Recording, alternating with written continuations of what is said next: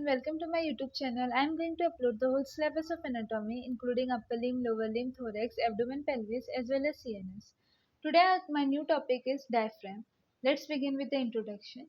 The diaphragm is a dome-shaped muscle forming the partition between the thoracic and abdominal cavities, which means diaphragm के ऊपर वाले part को thoracic cavity बोलते हैं, उसके नीचे वाले पार्ट को abdominal cavity बोलते हैं. अभी डायफ्राम के अंदर सर्टेन मसल फाइबर्स होते हैं जो अराइज करते हैं from the periphery of the partition, जो अराइज करते हैं from the circumference of the thoracic outlet. जो थोरेसिक आउटलेट का सर्कमफ्रेंस है, जो थोरेसिक के आजू बाजू से अराइज करते हैं और इंसर्ट हो जाते हैं into the central tendon. Diaphragm का एक सेंट्रल टेंडन होता है, उसके अंदर जाके इंसर्ट हो जाता है. Now origin, the muscle fibres में बी ग्रुप्ड इनटू 3 पार्ट्स. ये जो मसल फाइबर्स होते हैं वो 3 पार्ट में, स्टर्नम से कोस्टल एंड लंबार. एक जो स्टर्नल पार्ट, जो स्टर्नम के आते हैं मसल फाइबर्स वो, कोस्टल कार्टिलेज से जो आते हैं वो, और लंबार वर्टिब्रा से आते हैं वो. तो स्टर्नल पार्ट में arises by 2 fleshy slips of from the back of the xiphoid process. जो स्टर्नम का जो एंड का पार्ट है जिफॉइड प्रोसेस, उसके इधर से 2 फ्लैशी स्लिप्स आते हैं मसल फाइबर के. कोस्टल पार्ट में arises from the inner surface of the cartilages and the adjacent parts of lower 6 ribs on each side. जो लोअर 6 रिब्स है दोनों साइड के, वहाँ से मसल फाइबर्स अराइज होते हैं. And on each side interdigitating with the transverse abdominis muscle.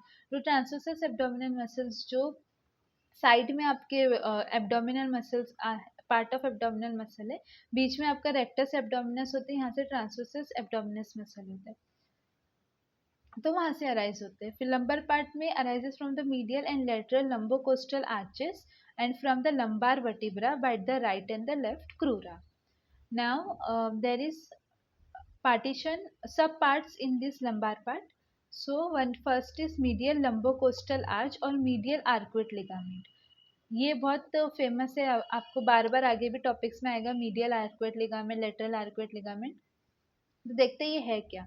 Medial लंबोकोस्टल arch और medial arcuate ligament is a tendinous arch in the fascia covering the upper part of the श्वास major muscle. श्वास major muscle जो posterior abdominal wall का जो muscle है वो उसका upper part cover करता है आपका मीडियल आर्कुएट लिगामेंट. ये एक काइंड ऑफ लिगामेंट है. लेटरल लंबोकोस्टल और lateral arcuate ligament, it is a tendinous arch in the fascia covering the upper part of quadratus lumborum. ये क्वाड्रेटस लंबोरम मसल का अपर पार्ट कवर करता है, और जो मीडियल आर्कुएट लिगामेंट है वो upper part of psoas major का cover करता है. Right curves of the diaphragm which is larger and stronger pull down the liver during inspiration. Right curves of the diaphragm liver को pull down करता है during the process of inspiration.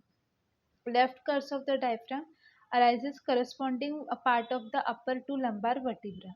Now medial margin of the two crura forms a tendinous arch across the front of aorta called as median arcuate ligament. Medial margin दो crura के across the in front of the aorta, aorta के सामने जो मिलकर बनाते हैं median arcuate ligament. ये medial arcuate ligament था, ये लेटरल आर्कुएट लिगामेंट था. मीडियल आर्कुएट लिगामेंट जो आपका कवर करा था श्वास मेजर के अपर पार्ट को, लेटरल आर्कुएट लिगामेंट जो कवर करा था क्वाड्रेटस लंबोरम के अपर पार्ट को. अभी मीडियन आर्कुएट लिगामेंट जो दो crura, medial margins of two crura, right crura and left crura of the diaphragm, दोनों के मीडियल मार्जिन्स को फ्यूज करके फ्रंट ऑफ द आयोटा के सामने जो बनता है उसको मीडियल आर्कुएट लिगामेंट बोलते हैं. अभी डायफ्राम के अंदर सर्टेन ओपनिंग्स होती है. लार्ज और the main openings in the diaphragm and small and the opening in the diaphragm. So ये डायग्राम है डायफ्राम का. इसमें आप देख सकते हैं इसके अंदर लार्ज ओपनिंग्स और स्मॉल ओपनिंग्स दोनों दिखाई देती है. नाउ लार्ज और main openings in the diaphragm are the thoracic aortic opening which is an osteoaponeurotic. It lies at the lower border of T12. एक aortic opening होती है जो लोअर बॉर्डर ऑफ T12 के वर्टिब्रा के lower border पे लाई करती है, जिसके अंदर क्या क्या आता है, aorta, thoracic duct and azygos vein आता है.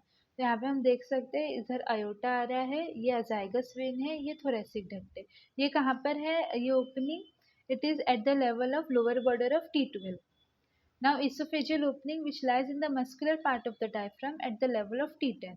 जो डायफ्राम में इसोफेगस कौन से लेवल पे प्रेजेंट होता है? T10. ये एमसीक्यू आता है कि aorta at level of diaphragm में कौन से लेवल में रहता है आयोटा? तो T12 के लेवल में रहता है एट द इन डायफ्राम की ओपनिंग में, और इसोफेगस T10 के लेवल में रहता है डायफ्राम की ओपनिंग में, और इंफीरियर वेना कावल ओपनिंग है वो T8 में रहती है। तो इसोफेगस भी रहता है, यहाँ आपका इसोफेगस प्रेजेंट है which lies in the muscular part of the diaphragm eight the level of T10। Now oesophagus के साथ साथ क्या है, गैस्ट्रिक और वेगस नर्व हो गया, and esophageal branches of left gastric artery with some esophageal veins. ये इसोफेगस इसोफेजियल ब्रांचेस है लेफ्ट गैस्ट्रिक आर्टरी के, ये आपका इसोफेगस है और ये वेगस नर्व है। फिर the vena Kawal opening lies in the central tendon of the diaphragm eight the level of T8। T8 के लेवल में central tendon of the diaphragm, ये आपका सेंट्रल टेंडन ऑफ डायफ्राम है, ये eight the level of T8 आपका vena caval opening होती है। यहाँ पे इंफीरियर वेना कावा का ओपनिंग है, डायग्राम में देख सकते हैं। फिर इसके बाद branch of right phrenic nerve है, ये राइट फ्रेनिक नर्व का ब्रांच है, और सम लिम्फेटिक्स ऑफ द लीवर भी है। अभी आते हैं small opening in the diaphragm. Each crus of the diaphragm is pierced by greater and lesser splanchnic nerves. The left crus is pierced by hemiazygous vein in addition.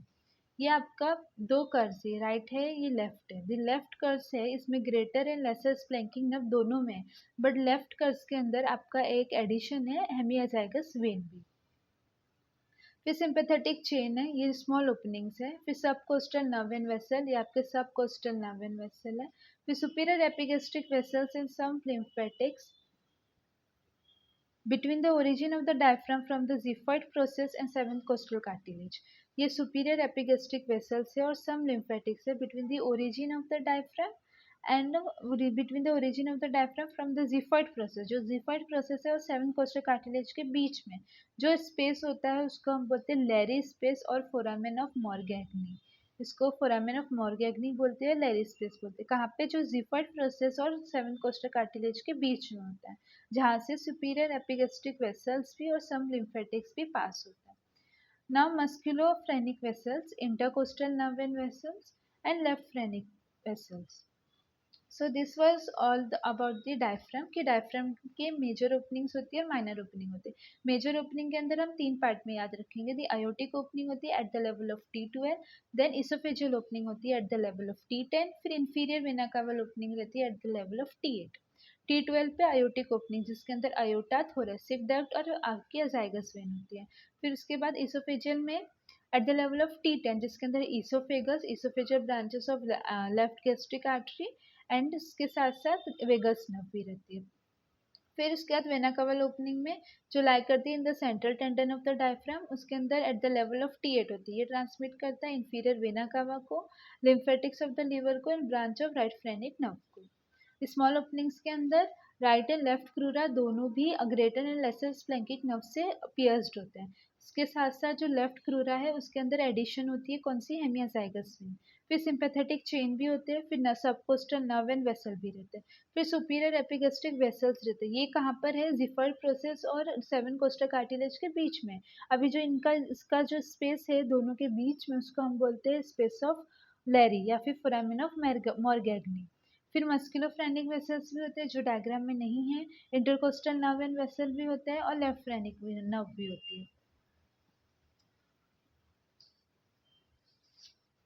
उसके बाद इसके relations, superiorly it is related to pleura और lungs.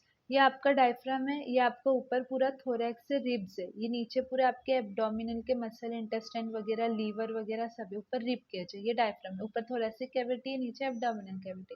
तो superiorly क्या रहेगा? ये lungs रहेंगे आपके, लंग्स एंड प्लूरा रहेगा, और हार्ट का पेरिकार्डियम रहेगा।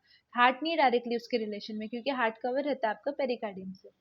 फिर उसके बाद होता है इंफीरियरली। इंफीरियरली क्या रहेगा? नीचे पेरिटोनियम भी रहेगा, लीवर रहेगा, ये राइट साइड में आपका फंडस ऑफ द स्टमक होता है। राइट साइड में लीवर होता है, लेफ्ट साइड में स्टमक होता है। फिर स्प्लीन होती है यहाँ पे, फिर किडनी होती है, फिर सुप्रारेनल ग्लैंड होता है।